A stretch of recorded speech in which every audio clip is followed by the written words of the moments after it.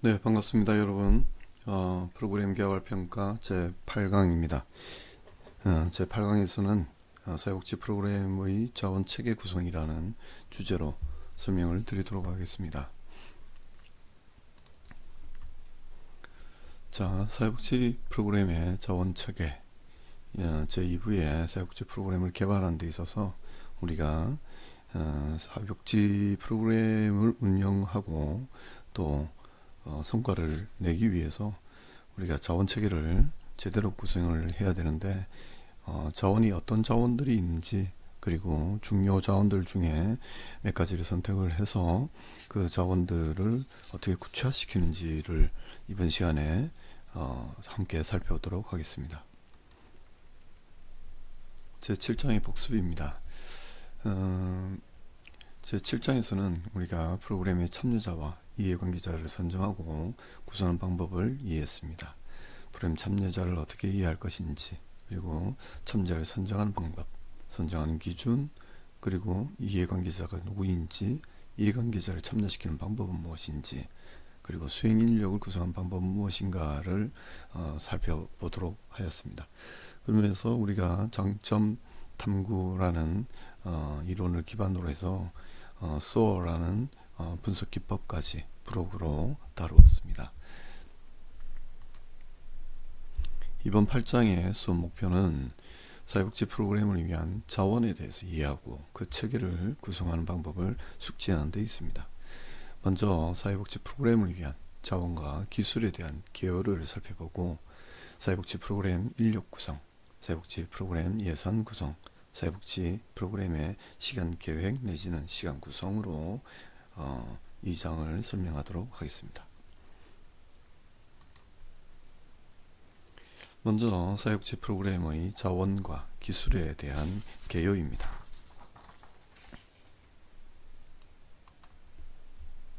앞서 우리가 이 수업의 초반부 때 사회복지 프로그램의 자원과 기술에 대한 개괄적인 설명들을 드렸습니다. 다시 한 번 더 검토해 보면서 생각을 정리해 보도록 하겠습니다.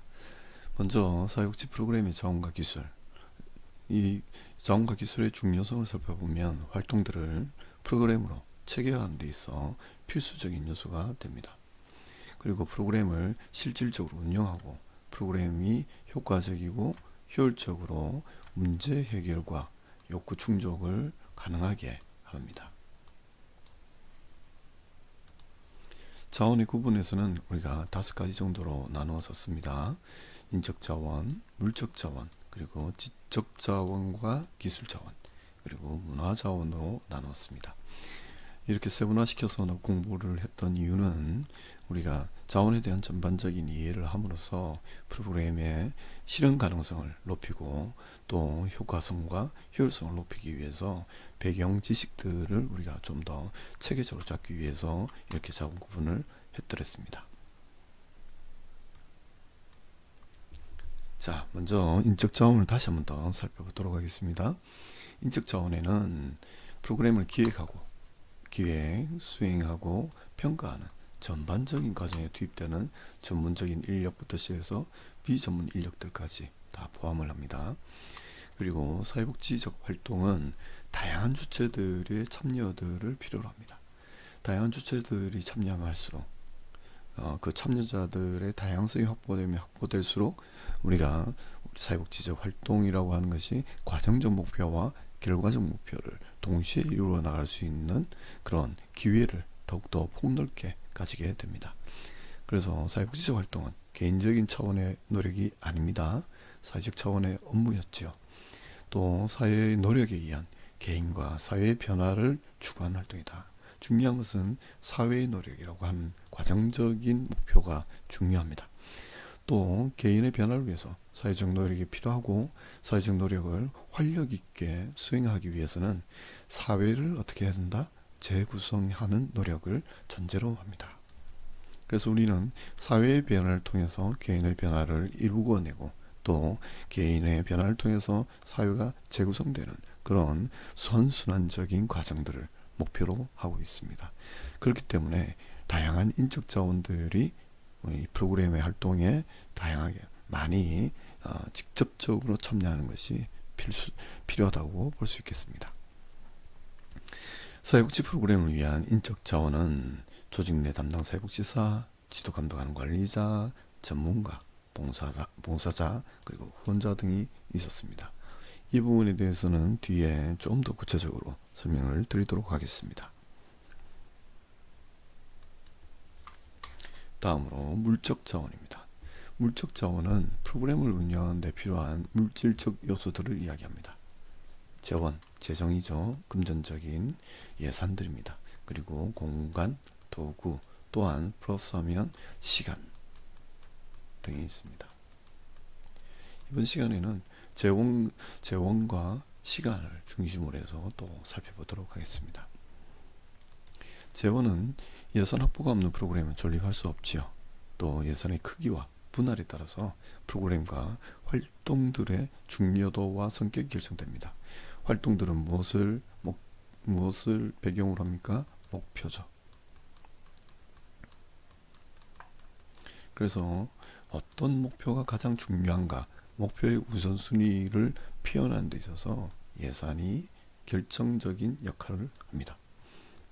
두 번째, 공간이었습니다. 공간은 프로그램의 목적과 성격, 참여자들의 성격에 맞게 필요한 공간을 선별하고 조직하고 구성하는 것이 참여자들의 사회적 관계를 뒷받침해주고 활성화하는 기본적인 조건이었습니다.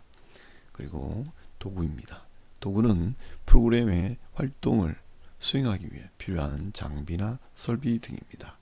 프로그램이 핵심적인 컨텐츠가 될 때가 많다고 설명을 드렸습니다. 사례는 유인물 16페이지에서 17페이지를 참조하십시오.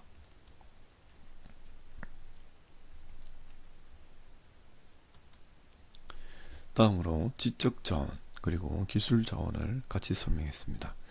우리가 사회복지 실천 활동의 활용 기술은 고도의 지적 선물입니다. 그리고 지식 그 자체입니다. 그래서 지적 자원과 기술 자원을 개념적으로 구분할 수 있지만 실제적으로 구분하기는 어렵습니다. 지적 자원은 사회복지 실천 활동을 위한 이론적 지식입니다. 이론입니다.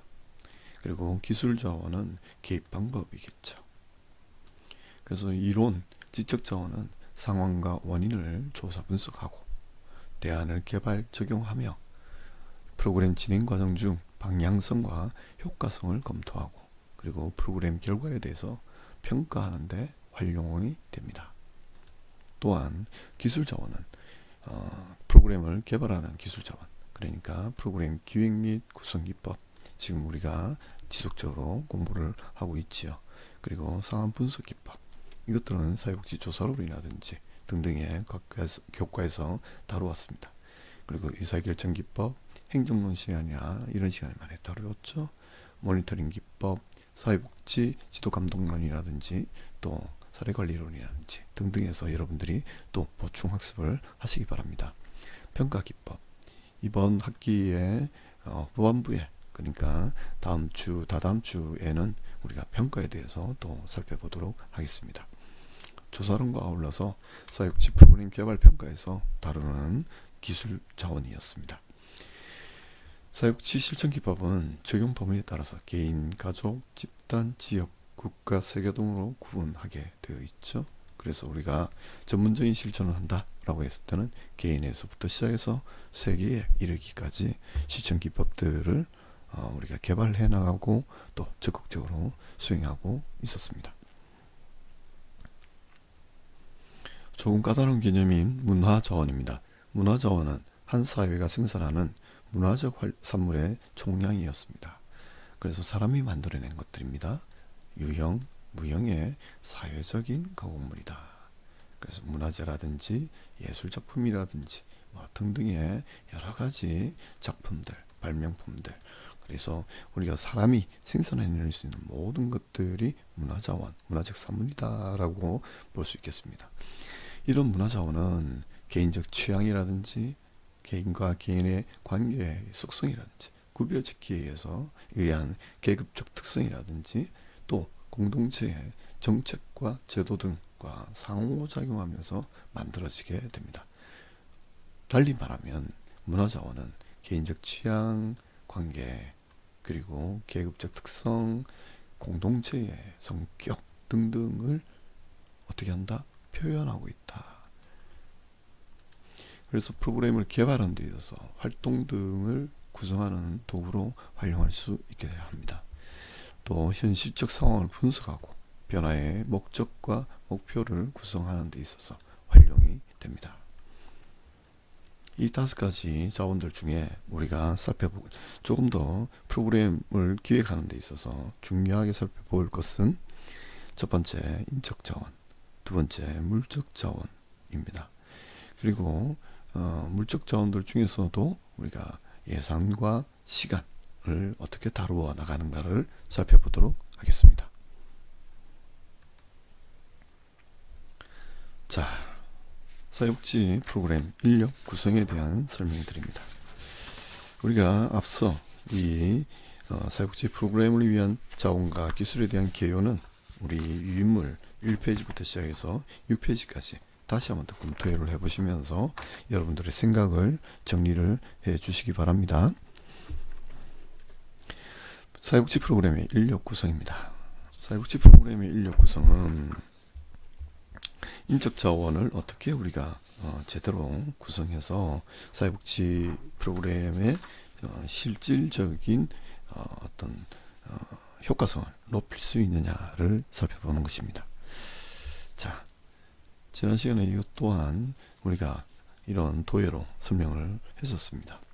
다시 한번 더 성격을 그리고 세부적인 내용들을 살펴보도록 하겠습니다. 담당자, 조정자, 담당자와 조정자. 담당자가 조정자가 될 수도 있고요. 또 구분을 또 할 수 있기 때문에 담당자와 조정자로 구분을 합니다.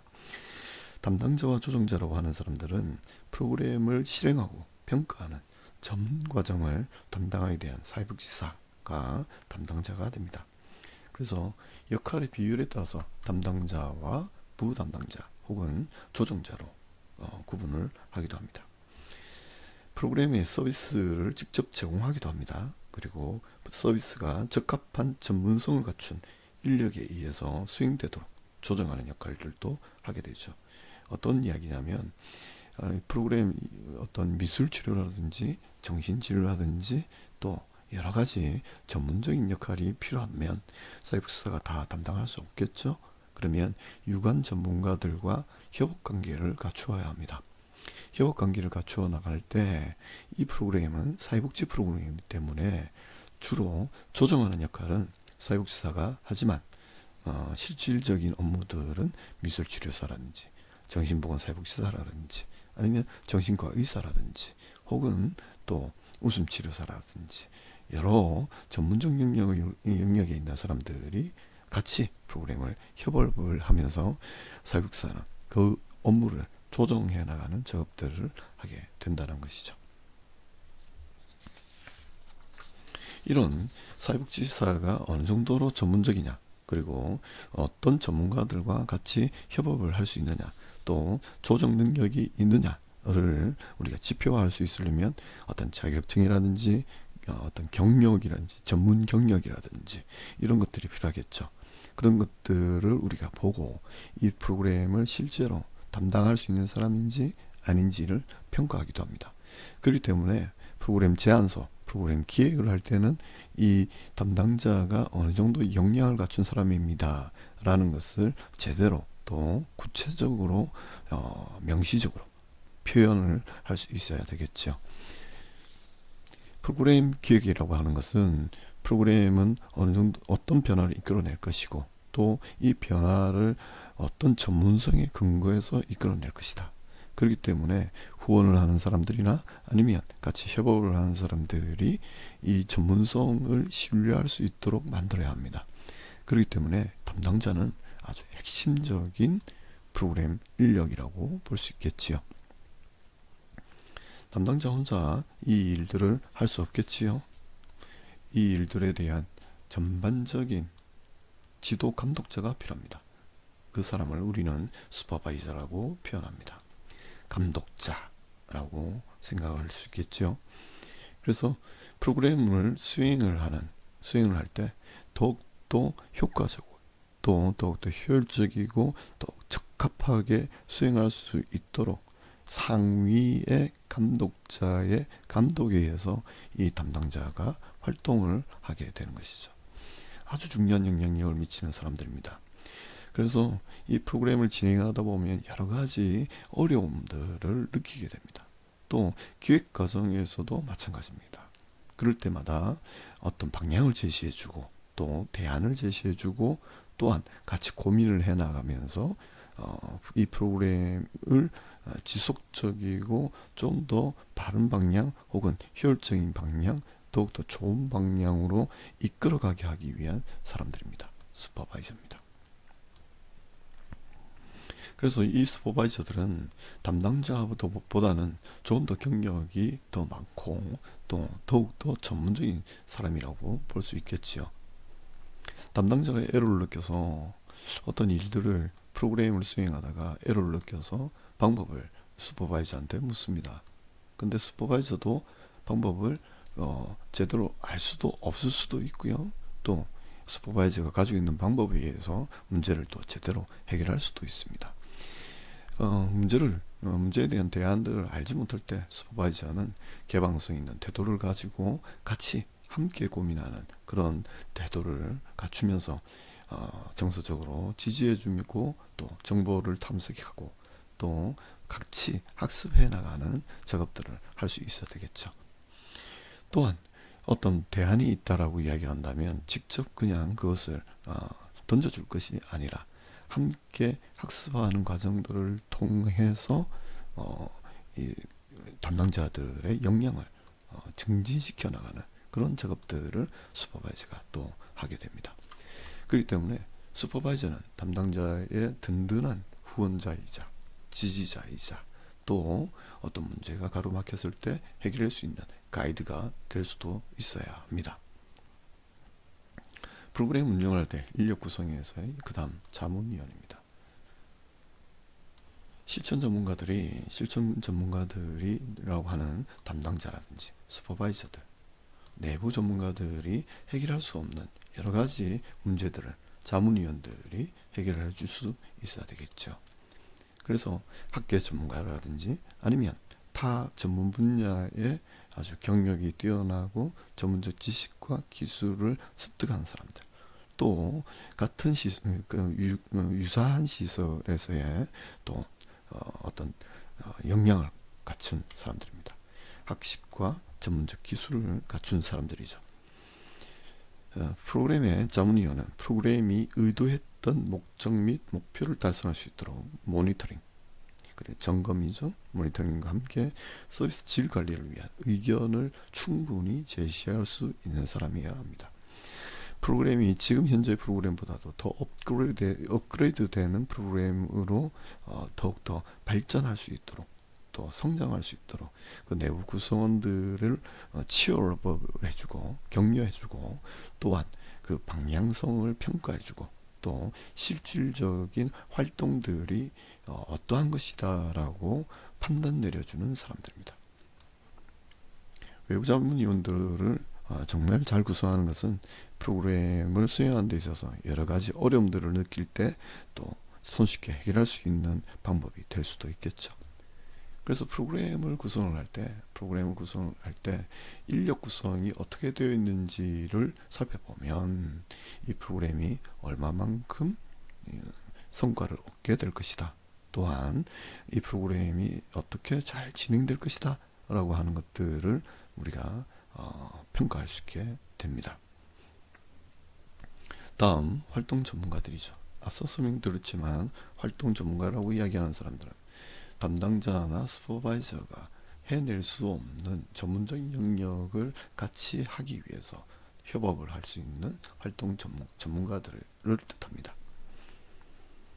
의사, 간호사, 변호사, 기술자, 그리고 물리치료사, 미술치료사, 음악치료사, 심리치료사 등등등등의 여러 많은 사람들이 있을 수 있죠.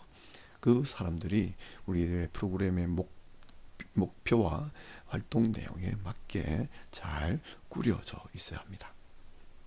다음으로 자원봉사자와 후원자들이죠. 이 프로그램을 후원하고 또 이 프로그램을 성심성의껏 노력과 정성을 다해서 같이 지원하는 사람들, 그 사람들이 자원봉사자이겠죠. 이 자원봉사자들은 보조 인력이기도 하고요, 준전문 인력이기도 합니다. 프로그램의 효율적 운영을 위해서 자원봉사자를 활용해서 프로그램을 활용할 수 있도록 해야 되겠죠.